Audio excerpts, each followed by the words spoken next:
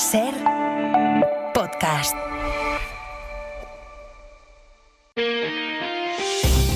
Las 7 de hoy por hoy. Ser podcast. Hola, muy buenos días. Europa busca su sitio, lo lleva buscando desde que Donald Trump volvió a la Casa Blanca y lo busca especialmente ahora, cuando Trump se acerca a Putin para poner fin a la invasión de Ucrania. Es esa guerra con la que Trump dijo que acabaría en 24 horas y de momento ha hablado ya con el presidente ruso para acordar una reunión. Las principales potencias europeas, junto al Reino Unido y a Ucrania, firmaron anoche un comunicado después de reunirse en París para defender una posición conjunta. Reafirman su compromiso en defender la independencia, la soberanía y la integridad territorial de Ucrania. Esta es la respuesta de una diplomacia, la europea, que afronta la evidencia de que Donald Trump ha decidido ignorarla. Esa es la nueva realidad para Bruselas y reaccionan de esa manera con ese comunicado a los contactos que ayer Donald Trump inició, como decías, con Putin para negociar el fin de una invasión de la que están a punto de cumplirse 3 años. José Luis Astre, hola. Hola, buenos días. La pregunta es, ¿en qué condiciones se va a dar ese final de la guerra si es que se da? ¿Qué estará dispuesto a ceder Putin? ¿Y qué es lo que Washington pretende que ceda Zelensky? Returning to Ukraine's pre-2014 borders. El secretario de Defensa de Estados Unidos ya ha lanzado para empezar una primera advertencia a Ucrania. Les dice que volver a las fronteras de 2014 no sería realista y que su entrada en la OTAN parece poco práctica. Trump llamó ayer por teléfono a Putin y acordó con él que sus equipos se pongan a trabajar. Lo que no ha trascendido son las líneas clave de esa negociación. Bayo, buenos días. Buenos días. Sí, fue una charla telefónica de hora y media que Donald Trump ha descrito como larga y enormemente productiva. A pesar de que no han trascendido esos detalles concretos de lo que discutió con Vladimir Putin, parece claro que la Casa Blanca se inclina ahora sí por ceder ante algunas de las principales exigencias de Moscú. Ceder a Rusia el territorio ucraniano invadido desde 2014, o al menos parte de ese territorio, y no ofrecer garantías de seguridad a Kiev frente a la agresión del Kremlin. Trump dice que irá hasta donde tenga que ir porque no quiere dejar que la situación actual se prolongue y ha asegurado que Putin quiere la paz ahora, no como sucedía con Joe Biden. Trump ha sugerido una reunión con el dirigente ruso que podría celebrarse próximamente en Arabia Saudí. Se trata del primer contacto directo telefónico entre la Casa Blanca y el Kremlin desde el inicio de la guerra hace casi 3 años, rompiendo el frente mantenido hasta ahora por Washington con Bruselas. Y el orden de las llamadas es importante. Trump llamó primero a Putin y después conversó con Zelensky. Que anoche confirmó que había sido una llamada larga en la que hablaron de la posibilidad de paz y en la que ambos se mostraron listos para ponerse a trabajar. Zelensky no quiso entrar a valorar las posiciones favorables de Trump hacia Putin o su acercamiento, pero sí dijo que cree que Estados Unidos tiene fuerza suficiente como para presionar a Rusia. El Ministerio de Hacienda se resiste a subir el mínimo exento del IRPF. Es el debate que enfrenta a los socios de gobierno y que ha empañado la subida del salario mínimo. El PSOE, que además niega crisis alguna con Sumar, lo negó el propio presidente del gobierno, quiere intentar primero la vía de la pedagogía, la de convencer, dicen a la gente, de que es oportuno que el SMI tribute y que esto forma parte, dicen, de la normalidad fiscal. Pero los socios de Sumar no están dispuestos a pasar por el aro, tampoco el resto de grupos. Sumar siempre ha defendido lo mismo. Y repasen ustedes sus crónicas. Y lo importante de estos días es que hemos subido el salario mínimo. Yo le pido al PSOE que deje de cagarla. Sube el salario mínimo interprofesional 50 euros, pero 25 son para el Ministerio de Hacienda. Vaya logro del gobierno progresista del que ustedes forman parte. El PP, que aprovechó así, lo hacía Miguel Tellado, el enfrentamiento entre los socios, enfrentamiento público a cara descubierta para cargar contra el Ejecutivo al que acusan de hacer caja, pero no fue solo el PP, también Esquerra, Bildu, Podemos, ya son 3 las iniciativas registradas para contradecir a Hacienda, intentar que revierta la medida. Hay voces en el PSOE que asumen que esto se tiene que solucionar con un acuerdo entre las partes. Es jueves, es 13 de febrero. Hoy por hoy noticias. Ser podcast. Y la crónica política y judicial del jueves sigue por lo que denunció anoche el fiscal general del Estado, la cantidad de información que el juez del Supremo ha entregado a las partes en la investigación por la filtración del correo del novio de Ayuso es mucho mayor de lo que contábamos a principios de semana. Incluye todas las llamadas que hizo y recibió el fiscal general del Estado durante 10 meses. Isabel Fernández Pedrote, buenos días. Hola Ángeles, buenos días. Por lo tanto, en manos del pseudo sindicato Manos Limpias no solo están ya los datos privados y los números de teléfono de las personas con las que habló el día de la filtración, que incluyen las del compañero de esta casa, Miguel Ángel Campos, ahora tienen todas las llamadas que hizo o recibió durante casi un año. Esta información se encuentra en 2 de los anexos del informe de la UCO, que acredita que García Ortiz borró todos sus mensajes de WhatsApp y también el correo electrónico el día que conoció su imputación. El fiscal ha ampliado ahora la queja que ya puso ante el Poder Judicial porque el contenido de estos 2 anexos va más allá del arco temporal que el juez puso para analizar sus dispositivos. Estaba delimitado entre el 8 y el 14 de marzo. Lo que ahora está prácticamente al alcance de todos son 10 meses de llamadas que, según denuncia García Ortiz, es el minutaje completo de la vida de una persona. Él asegura que es innecesario para la investigación. Ayer el Gobierno y la oposición se enfrentaron también por el fiscal general del Estado. El hombre que acusa al Supremo de no buscar la verdad borró la evidencia digital que habría permitido al Supremo descubrir la verdad. Y esto el mismo día que fue encausado. El fiscal general del Estado utiliza las herramientas y los recursos que le da el Estado de Derecho para defenderse como cualquier otro ciudadano. Esto es lo que se dijo ayer en el Pleno. Escuchábamos a Cayetana Álvarez de Toledo y al ministro Félix Bolaños. Un pleno del que además salió aprobado el decreto que revaloriza las pensiones. Es la versión, sin apenas cambios, del decreto ómnibus que PP y Junts tumbaron hace unas semanas. Incluye también el palacete de París del PNV o las medidas de protección antidesahucios. Ayer y así todos los grupos votaron a favor, menos Vox. Josué Coello, buenos días. ¿Qué tal? Buenos días. Con la convalidación del decreto garantizada desde hace semanas tras el cambio de postura de PP y Junts, su debate en el Congreso tuvo poco de contenido y mucho de reproches, y Félix Bolaños afeaba a los populares su paso del no al sí. ¿Y qué dicen ahora para justificar su cambio de voto? Abro comillas: nosotros seguimos estando en contra de este Real Decreto. Sigue siendo un pacto innecesario y además vergonzoso. Vamos a votar que sí. Pero hay una coherencia y una trazabilidad en nuestra posición más que evidente. En el PP, Jaime Dolano pasaba de puntillas por el contenido y tiraba de repertorio. Que ya empieza a ser costumbre que el desgobierno de Pedro Sánchez haga el ridículo en esta Cámara. Le ocurre semana sí y semana también. Entre medias, advertencias de socios como Podemos o Bildu. Estamos ante un gobierno débil. Con todo esto no ha ganado nadie. Solo la antipolítica. Y el único no en esta votación, el de Vox, que sirvió como argumento para seguir atizando al PP. Nosotros lamentamos que el Partido Popular con esta tesitura se abra a apoyar a este gobierno. Con esta convalidación se van a revalorizar las pensiones, se va a bonificar el transporte y se garantizan ayudas para los afectados por la DANA en un decreto que tendrá su continuidad en otro con medidas económicas en las próximas semanas. El Tribunal Supremo ha confirmado la condena de 4 años y medio de cárcel para Laura Borràs, la exlíder de Junts y expresidenta del Parlament de Cataluña. Esto la sitúa mucho más cerca de la entrada en prisión por haber fraccionado contratos públicos para dárselos a dedo a un amigo cuando ya estaba al frente de la institución de las letras catalanas. Con este fallo fracasa su intento de librarse de la cárcel acogiéndose a la ley de amnistía. Radio Barcelona, Laura Pons. Laura Borràs está a un paso de la prisión, sí, aunque tendría 2 partidas aún por jugar. Por un lado, la defensa de la expresidenta del Parlament podría llegar a presentar un recurso de amparo al Constitucional, hecho que alargaría el ingreso a prisión, y por otro lado también habría la posibilidad de aplicarle el indulto. La amnistía no, porque no se aplica en casos de corrupción. Recordemos que el TSJC ya había sugerido aplicarle un indulto a Borràs. Sobre este tema, el Supremo se limita a decir que ve proporcionada la condena. De hecho, Junts tampoco hace el paso de pedirlo. I per tant no farem cap pas en aquest tema que no tinguem la seva autorització. No haremos ningún paso en este sentido si ella no nos lo pide, decía Jordi Turull, secretario general de Junts. De momento, lo que ha hecho el Supremo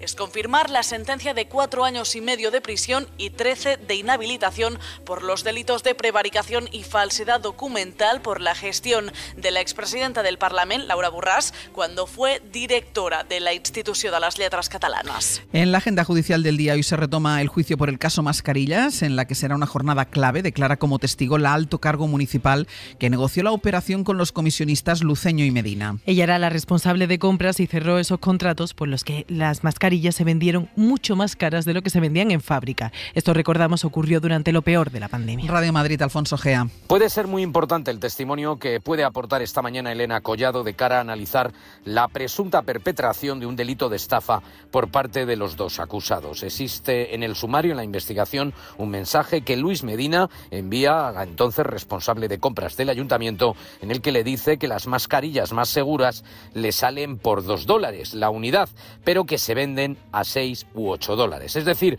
el equipo de gobierno municipal habría conocido que el precio final era ese, por lo que el delito de estafa decaería. Nadie habría engañado al gobierno municipal madrileño, que sin embargo sigue personado en la causa contra Medina y Luceño junto a su condición de perjudicado. En Castilla y León, el Partido Popular y Vox tumbaron ayer la proposición de ley para la muerte digna en la comunidad. Fue un debate tenso que acabó con la expulsión del ex de Ciudadanos, Francisco Igea, que llamó sinvergüenza al presidente de la Junta, Mañueco, por votar en contra. Valladolid, Mario Alejandre, buenos días. Buenos días. Hay que recordar que esta norma, como proyecto de ley, fue una de las primeras medidas que aprobaron Ciudadanos y el PP tras alcanzar un acuerdo de gobierno en Castilla y León. Era el verano de 2019. La ruptura de ese pacto, el adelanto electoral y luego el acuerdo con Vox hizo que la derecha y la ultraderecha torpedearan la tramitación del texto durante más de 2 años. Con el PP en minoría, el PSOE retomó el texto con la idea de poder aprobarlo, pero ayer PP y Vox votaron juntos otra vez y dejaron de manera definitiva en la papelera una ley que buscaba garantizar los derechos de los enfermos terminales. Igea fue llamado al orden 3 veces y no llegó a escuchar el resultado de la votación. ¿Cómo te vas a hacer fotos con los enfermos? Sin vergüenza. Así es como salía del hemiciclo. Hay 10 comunidades que ya tienen aprobada una ley de este tipo. Y desde que Elon Musk compró Twitter, ahora X, han aumentado un 50% los mensajes de odio en la red social. Un estudio revela que no solo no se redujeron las cuentas falsas, también empeoró la toxicidad. Es una información de Javier Gregory. Mensajes racistas, antivacunas o contra colectivos sociales. Una investigación realizada por científicos de la Universidad de California, en Estados Unidos, demuestra que los discursos de odio en la red social X aumentaron un 50% durante varios meses después de que el multimillonario Elon Musk comprara esta plataforma. Sin embargo, la cantidad de cuentas falsas y de bots no disminuyó entre los meses de junio del 2022 y mayo del 2023, a pesar de la promesa que realizó el propio Musk al adquirir Twitter. Además, según esta investigación, la media de me gusta en mensajes de odio también creció en X un 70%, y esto sugiere que una mayor cantidad de personas estuvieron también expuestas a mensajes de odio.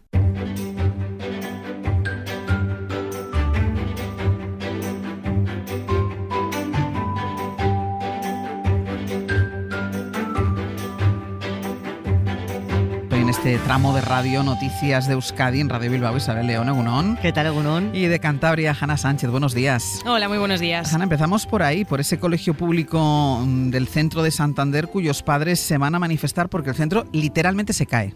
Sí, están hartos del abandono de las administraciones a un centro que es el único colegio público que hay en esa zona del centro de Santander. Llevan 4 meses con el patio del colegio cerrado por una grieta que apareció en uno de los muros y que alertó a las familias de los más de 200 alumnos. Pero la grieta no es lo único, Ángels. El colegio sufre inundaciones, no tiene escaleras contra incendios, las ventanas cierran mal y el estado del aula jardín da miedo. Miriam Allende es portavoz del AMPA. No se ha presentado ningún proyecto, pero más allá de la grieta, nosotros tenemos otros muchos problemas que son los que nos han defendido y los que nos preocupan porque es de muchos años de dejación por parte de las administraciones. Bueno, de momento las obras se retrasan y nadie les da fechas concretas para que el centro vuelva a la normalidad.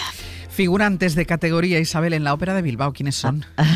Pues de mucha categoría. Ha llegado la favorita Labao y para su estreno este fin de semana ha reclutado a una veintena de mujeres de 57 a 81 años para actuar en el ballet, para recrear una suerte de danza a pesar de no ser o haber sido bailarinas profesionales. Arantxa Aguirrebeitia tiene 65 años, fue fotógrafa de eventos de Labao, entre otros eventos hasta jubilarse. Miren Odriozola ronda los 80, fue secretaria e intérprete en su vida laboral. Oye, ¿que vas a ser famosa? Digo, no, famosa no, o sea, voy a hacer un papelito. Estás como muy a gusto. Cuando nos encontremos delante de más de 2.000 personas, pues no sé lo que va a pasar. Estoy disfrutando muchísimo, muchísimo.